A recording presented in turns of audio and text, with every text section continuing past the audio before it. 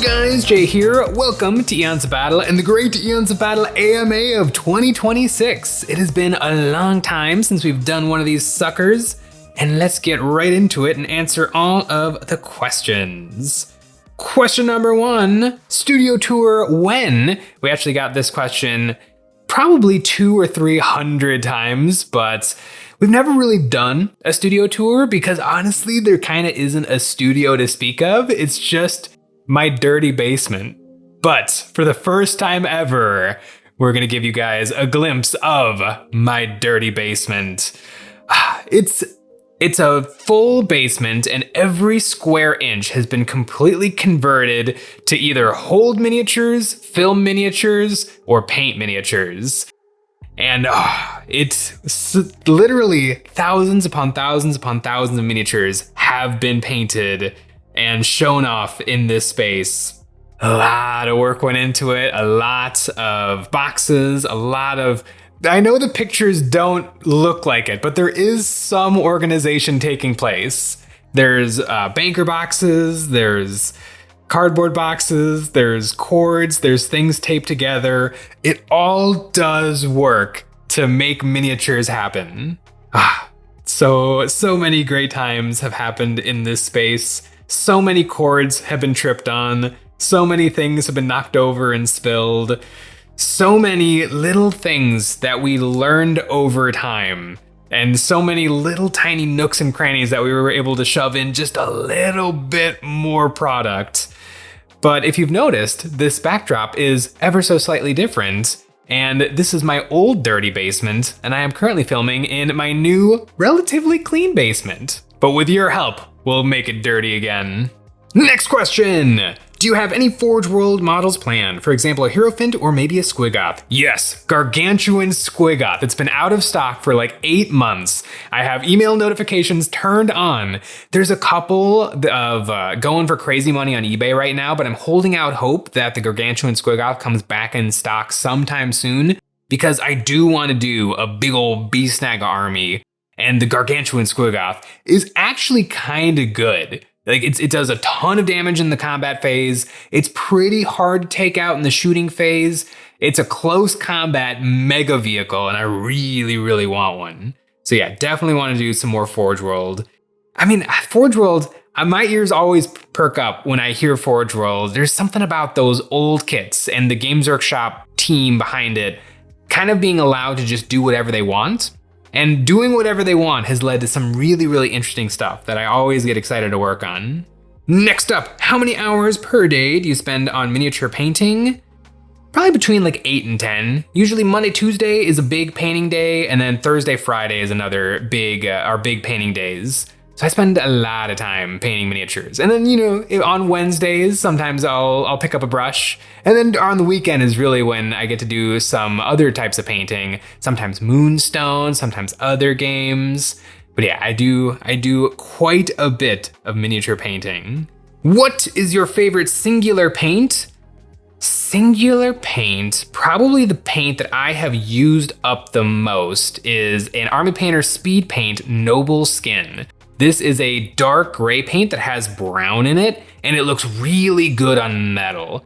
And I feel like it works specifically good for metal because typically a lot of miniatures, especially like science fiction miniatures, will have a lot of cold sci-fi tones on them. And so having that little tinge of warmth in their weapons and armor, I feel like makes them stand out, even though they can be very similar in hue to a lot of the other things going on miniatures. So yeah, probably Noble Skin is like the paint that I reach for all the time. I don't know if I ever go through a painting day without touching it. If you had to pick one shade of color, like all of the different blue paints to paint something, which shade would you pick and why? Green. Green is a real blind spot for me. I've painted like orc skin, I've painted with green paint, but I've never really deep dived into green the way that I've done like red for my Black Templars, whites and grays for my Necrons. Like, I feel like I've been down the rabbit hole of colors. Brown is a particularly tricky one because brown can so easily shift into cold or into warm or into green brown or into yellow brown. But green, I've never really tried super hard in green. And my collection of green paints isn't that broad. I've got some like neonish greens and I've got some just basic mid-tone greens. but I really want to try my hardest at green. And I do have plans for an Eldar army that is BL Tan, which is the white and green colored Eldar. And so I'm really hoping that that's going to be a great opportunity to really deep dive in green, because I feel like green also has a really interesting relationship with blue, where you can get a lot of really saturated, really vibrant colors without having to like physically put white paint in to get it lighter or to put black paint in to get it darker. I feel like green, similarly to blue, has a lot of opportunity to really like get some incredible depth, and I'm excited to try that out. Which is more fun, to get into Age of Sigmar or 40K? I would honestly say Age of Sigmar might be a little bit more fun to get into, because their simplified game system Spearhead is a really, really fun game. I have so many Spearhead forces. I've played them so many times. I've done Spearhead tournaments, many Spearhead tournaments at this point. Like dipping your toes into Age of Sigmar is a fun time, where I would say 40K doesn't really become incredibly fun until you're incredibly deep into it. Especially getting back into 40K at the end of 9th edition and early 10th edition, it was kind of a slog. I had played like 6th and 7th and 8th edition in high school, and so I knew that there was fun to be mined. But getting into the game and not knowing the rules and not knowing every faction and not knowing all of the abilities and all of the different things that are available to me in a game of 40K, it was definitely a struggle getting through that learning curve. But now that I am incredibly entrenched in 40K and I know every single rule and every arm ability and every codex and everything you can possibly do, the game is now really, really fun, and it's the main game that I play. But yeah, I would say getting into, I think Age of Sigmar actually has 40K beat. Will you ever do Golden Demon again? Yes, but Golden Demon. I've got a bunch of pins. I've got one finalist, but I've never won a Golden Demon. And honestly, I think I could win a Golden Demon if I really tried, but knowing myself and how easily I get bored of things, pouring hundreds and hundreds of hours into one singular miniature is going to be a real challenge. And it's going to be a real challenge to not cut any corners, even on boring things like pants and shoes and bolts. You know, things that normally I would just let the wash take care of and call it a day and get back to gaming. Like really go into town on every single tiny square millimeter of a miniature. It is a challenge. I would like to do it. There's a bunch of Golden Demon projects that I would like to do, particularly a Warhound Titan, because I actually got a finalist pin for my Reaver Titan Stompy, and I can do that again. And I could do a better job now, and I think I could give myself a better shot at actually taking home a trophy. It's just time. Also, like, you know, if I put 300 hours into a Golden Demon piece, that's like a whole 40K army I didn't paint, or several spearheads I didn't paint. So I would love to do Golden Demon. It's just a matter of time. Are you going to do a broadside battlesuit video? Probably. I have one put together ready for paint. I've got another one new in box. I like the broadsides. In my Tau list, which is really a Kroot hunting pack list, I have 2 Hammerhead gunships / Skyray gunships that have actually been doing really good work for me in game. So I haven't felt the need to swap them out for broadsides, but it's something I would like to try. And if I ever find that my Tau vehicles aren't doing the things that I need them to do in game, or if they just get a little bit too expensive, then I probably would switch to broadsides. Are there any more group painting challenges to look forward to? I enjoy watching you and Nick, you and Sean having a paint off. Absolutely, I've got a bunch of different ideas of bigger projects that we can all tackle together. I know Nick has been excited about his Armageddon orcs, and Sean has got so much stuff to paint. So yeah, there's no end of things to do. It's just finding the time to do them. Back with the old studio background, you said every box or item had a special story connected to it. There was a box of Blood Bowl, but I never ever saw it mentioned, showed, or painted up. Would it be possible to explain the backstory and maybe even do a little bit of Blood Bowl painting in the future? I would love to see you paint up a star player or team. Yeah, I guess the story of the Blood Bowl box is Nick and I in like 2019, 18, with the release of like Blood Bowl 2, they looked pretty cool. And so we bought a box and just never did anything with it. I think both Nick put together the orcs, I put together the humans, and I think we primed them, and that's about it. Blood Bowl does look really cool, and I would like to paint up a Blood Bowl team and just try it out. It actually looks like one of the Games Workshop games that has managed to have some legs and kind of keep itself popular for a long time. So I would like to try it out. Maybe at Adepticon, if I can find like some players that are just trying it, I would love to try it out because there's a bunch of miniatures for Blood Bowl that I would like to paint. Next question, hey, when is Sean going to paint up the Baneblade? Your guess is as good as mine. That thing has been sitting, actually now I think it's in a box over there, but that thing, it needs some paint, and one of these days, Sean is gonna have to paint it up. Also, I think the Baneblade went down in points, so I think it's actually a little bit more viable in games of 40K. So I think that Sean should get on it. And everybody should leave a comment telling Sean that he desperately needs to paint his Baneblade tomorrow. Next up, Mad Max Orc collab with Ninjon. Keep it in Trapped Under Plastic family. I would love to do something with John. His deck of many colors is awesome, and I always have a good time seeing him at events like Adepticon. I do kind of have an in. Miniac, Scott the Miniature Maniac, still owes me a collab, so I would love to do something with Ninjon. And we both do Mad Max Orcs. I think John is up to 4 or 5 painted Mad Max Orcs, and I've got nearly 100, and so I think it would be great to do a Mad Max collab in an orc scheme. Any chance of getting a video with a full overview of what you guys have ever painted, maybe in the style of your end of the year specials? Probably not, because it's physically too much. It is thousands and thousands of miniatures. I've also sold some over the course of time. Some of them have just broken over the course of time. It just wouldn't even be possible. Even in my end of the year videos, where usually I paint like a few hundred miniatures over the course of a year, I can only show off a couple of the highlights. Like every single miniature I've ever done. This channel is the show off of every miniature that I've ever painted. That's what it's gonna have to be, because it's just, other than that, it is physically impossible.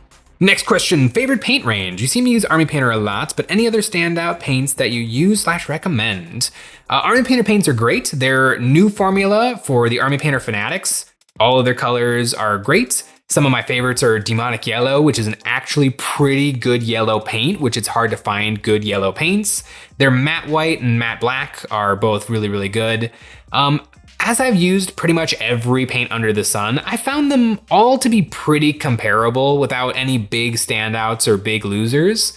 There's something interesting with the Chimera colors. I believe those are single pigment source paints, and so they do feel a little funkier to paint with. They're ultra, ultra, ultra matte, which is actually kind of not my preference. I like a little satin to make those colors really pop. But all the paint ranges out there are all pretty darn perfect. I would say my favorite metallics are Duncan Rhodes' Too Thin Coats. His metallics are really, really nice. And they also work well in the airbrush and with a regular brush, which is kind of tricky. Some paints, a lot of metallics, sometimes they'll prefer to be airbrushed or they'll prefer to be brushed on, and they actually kind of won't work very well the other way around. So I would say Duncan Rhodes has really good metallics. Army Painter has really good everything. Games Workshop paints are fine, but a little pricey.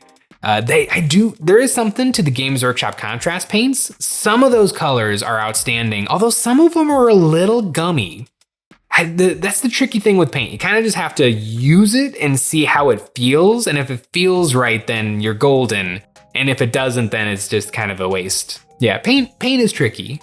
Next question, have you guys ever thought about streaming a game of 40K? We super have. We've even tried a couple of times. It's really hard. It's really hard for a couple of reasons. Number one, in terms of filming things, making people look good and making miniatures look good are two very separate processes. And so it's really hard to just have the overall thing work out. It's really hard to physically film miniatures and have them look good. It's really hard to actually play a game but be pausing every 2.5 seconds to film something or to take notes or to figure out how to best show this off. And then it just kind of makes the game not fun to play. And it's just really hard in terms of giving the audience like a good show to watch. It takes a lot of actual knowledge to like understand what's happening in a game of 40K. And so just setting up a camera and going doesn't really make for something that people can follow. I don't think it's something that we're super gonna try that hard to actually film a game of 40K. There's other people who've already figured it out and do a really, really good job. Maybe some tabletop simulator, but other than that, it's not our thing. Next question, will Jay finish his Death Guard this year? I hope so. I really do. I'm closing in. I need to paint like 20 Poxwalker or 20 Plague Marines, 10 Poxwalkers, and a Rhino. And really, that's kind of it. Although I would also love 30 Terminators. But if I can get the first things I said done, that I will actually have a proper 2,000 point army that I think would be pretty good and pretty playable. And I've played my Death Guard a few times in Tabletop Simulator, and I do really enjoy the army's playstyle. It's just, it's hard. It's also, I think, now that I've painted a lot of Death Guard, and I always paint them in the exact same style, I think I'm starting to slow down on just wanting to paint that style over and over and over. I definitely have it in me to finish this army and to hopefully get it done this year, but I almost want to introduce maybe some new colors or some new techniques just to try to zhuzh it up a little and make the painting a little bit more interesting. I think I've just let it take too long. It's been years and years and years, but this year, according to this comment, and according to what I'm saying right now, it is gonna get done.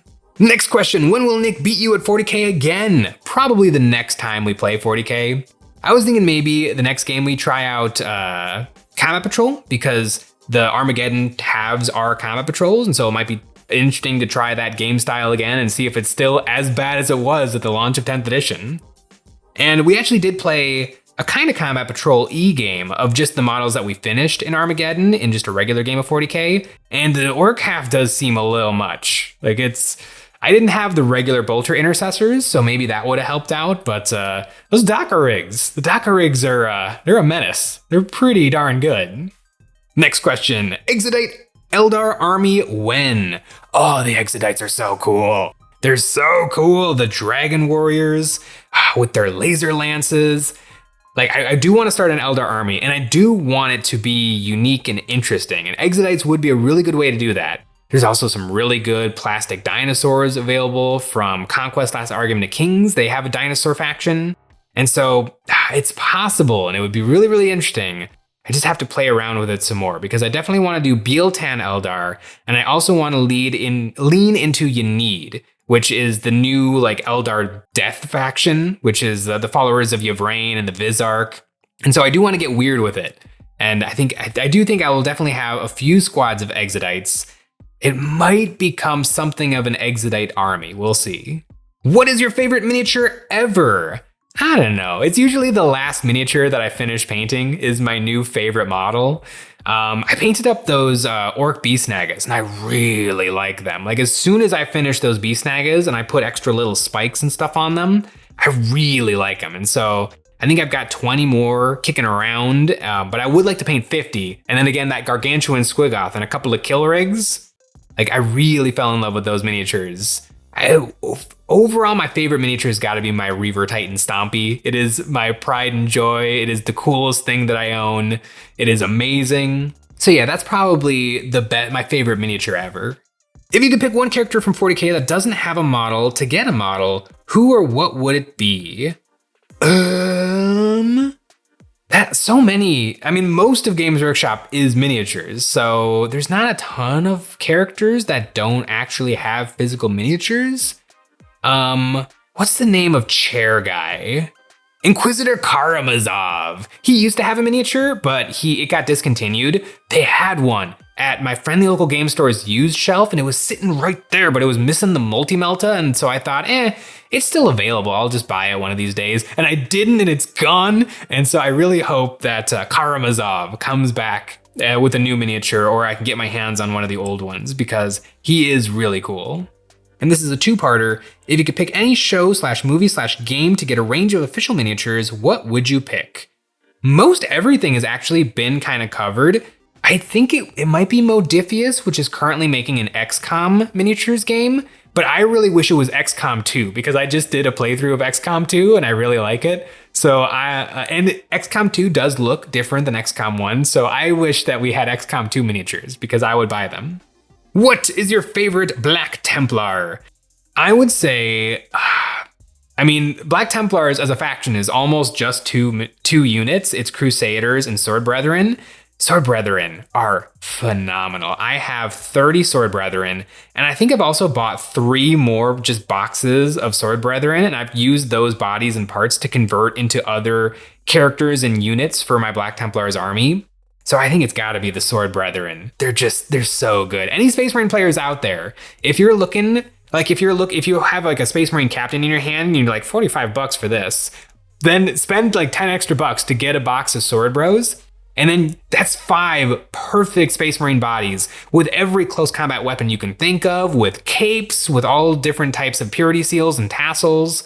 Like, just buy that box and use that for all of your characters because it is the best.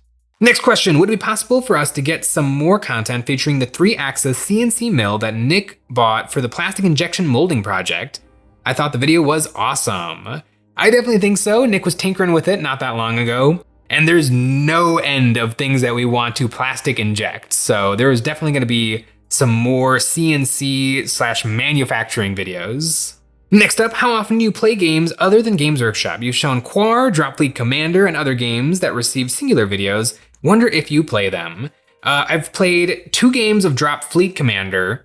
I've only played 1. I think we stumbled through a couple of activations of Quar. I like Quar a lot. Quar is a really cool game.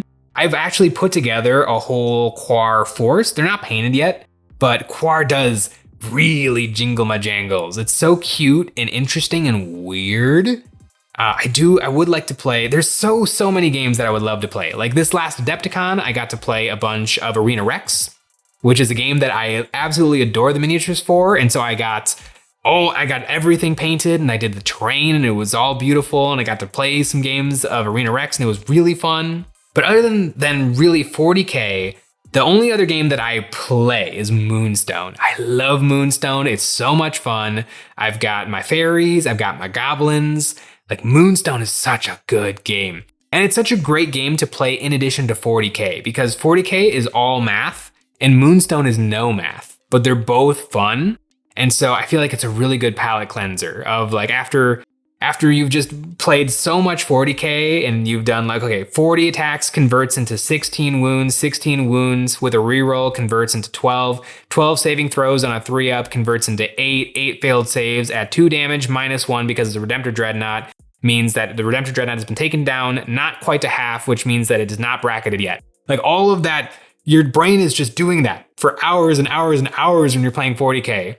But Moonstone, since there's no dice, you're just drawing cards, and it's kind of more of a bluffing game. It works very different muscles. So I feel like I can keep both these games really nicely in my brain at the same time, where I've tinkered around with a lot of other games like Drop Fleet, like One Page Rules, like Age of Sigmar, like all of these other things. They work a lot of the same muscles, and so I feel like I read the book and I read the book and I read the book to get the rules into my brain. But then as soon as I stop, they very easily leave my brain because they've been squeezed out by 40K.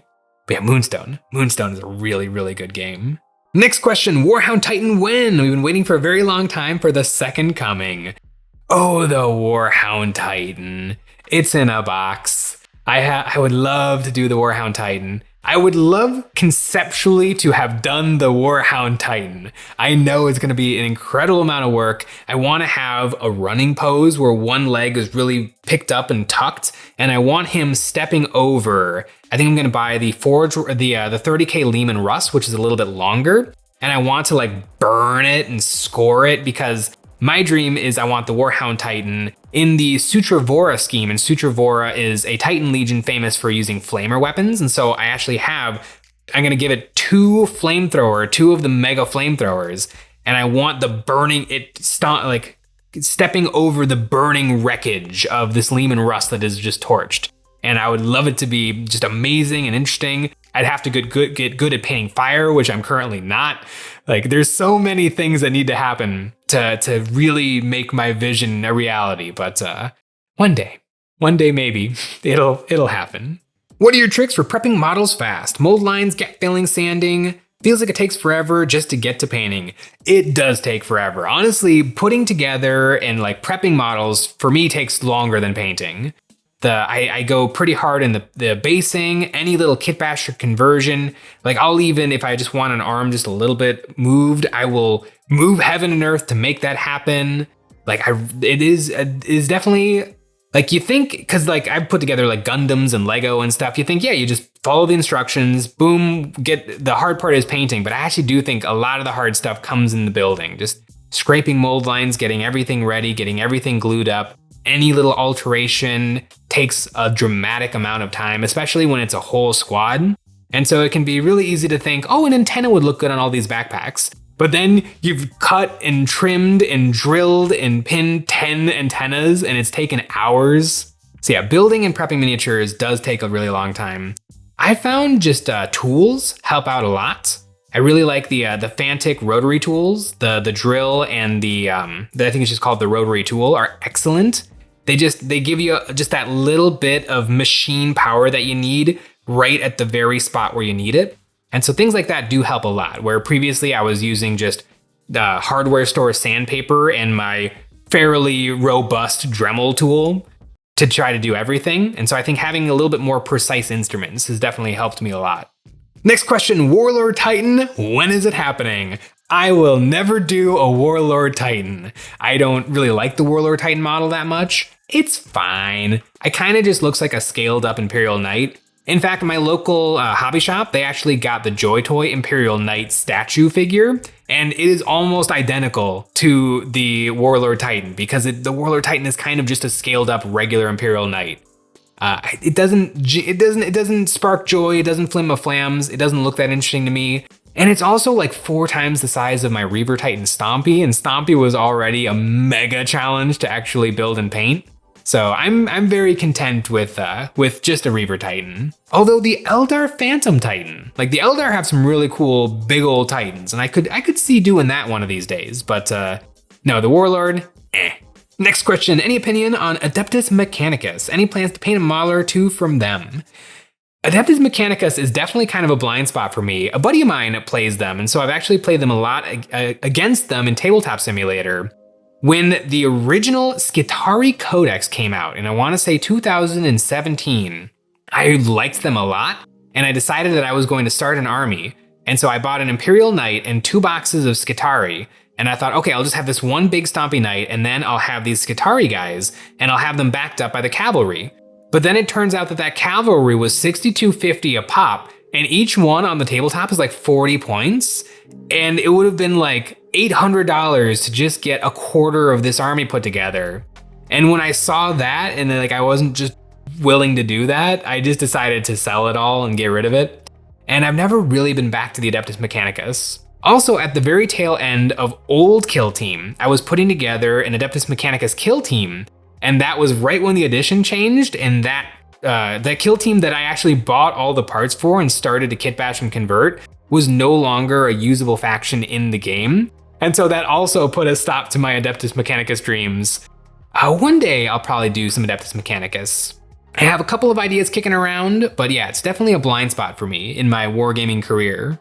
Next question, what other music artists hide in your great taste based on the few mentions of Oingo Boingo? I love Oingo Boingo. I also love They Might Be Giants and Daft Punk. Those are probably like the 3 groups that I listen to a lot.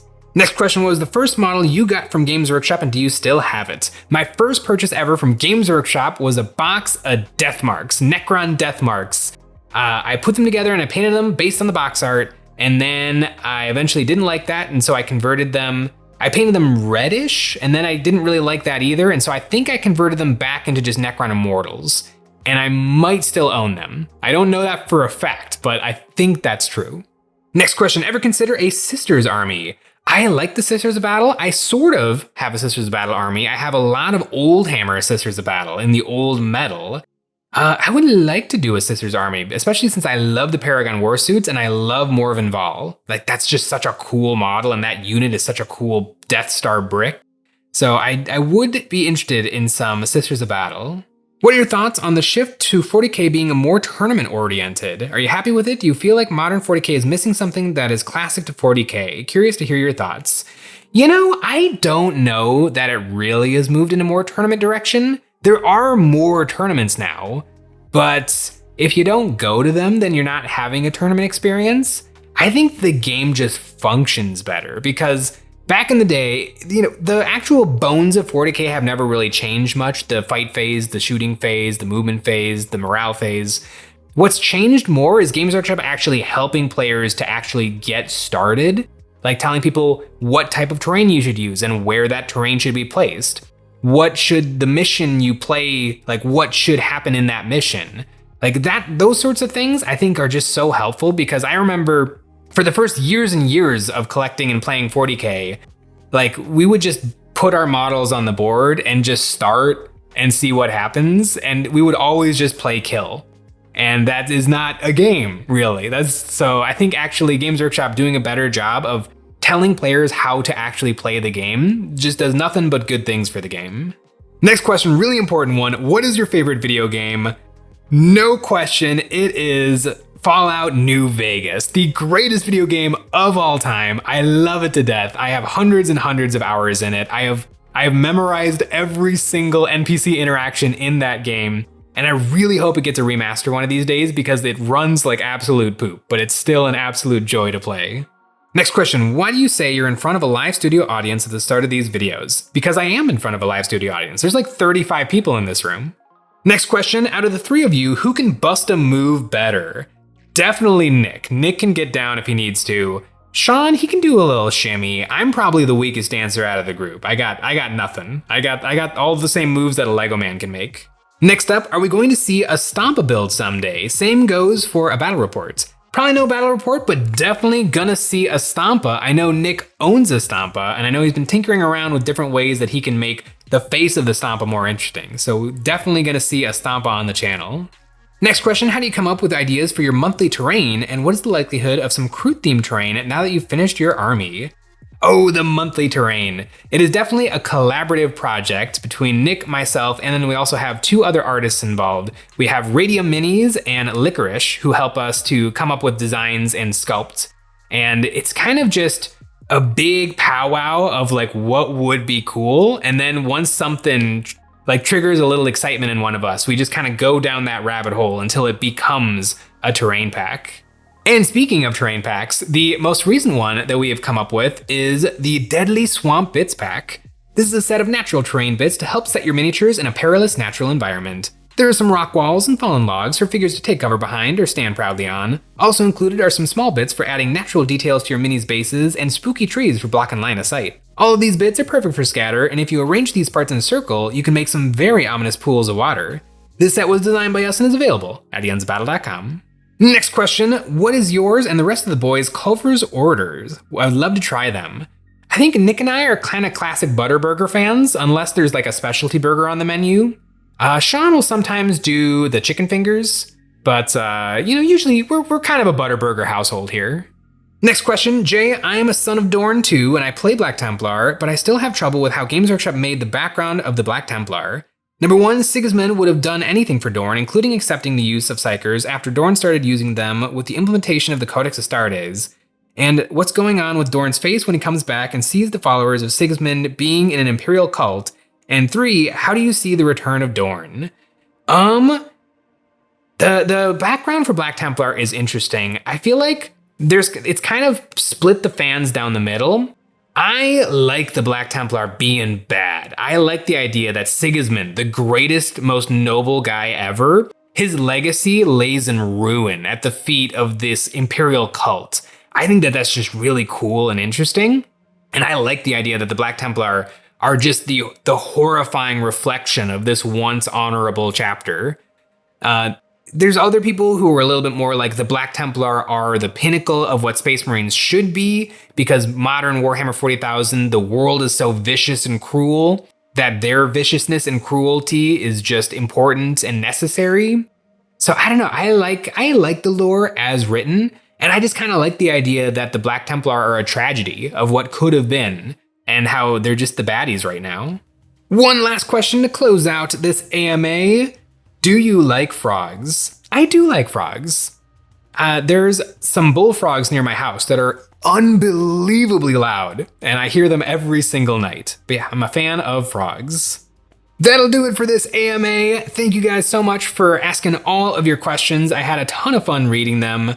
It reminded me of so many projects that I need to work on, but hopefully one of these days I will get to them all. There's just not enough time in the day. If I had like an extra week every week, I could do everything, but alas, it was not meant to be. But there's definitely some things that I'm gonna get to let out and I am going to get working on, particularly Quar.